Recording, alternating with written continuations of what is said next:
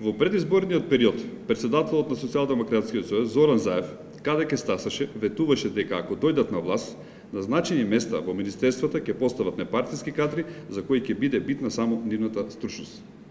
Деновиве сведоци сме на именувањето на председателот на општинската организација на Социјалдемократскиот сојуз во Штип, Владимир Милошев, за државен секретар во Министерството за здравство.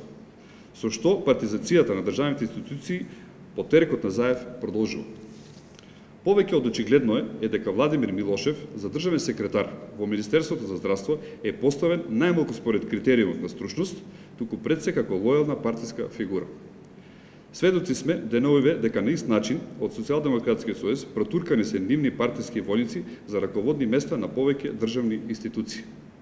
Така, председателот на Социјалдемократскиот сојуз од Куманово, Мартин Костовски, без почитување на законската процедура е поставен за директор на службен весник.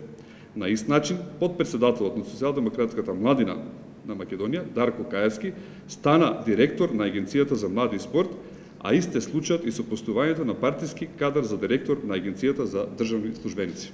Очигледно е дека стручноста и резултатите од работењето уште долго време ќе чекаат на ред кај Заев и СДСМ, а раководните места во државната администрација ќе ги пополнуваат со партиски послушници, спротивно на основните принципи на едно демократско општество.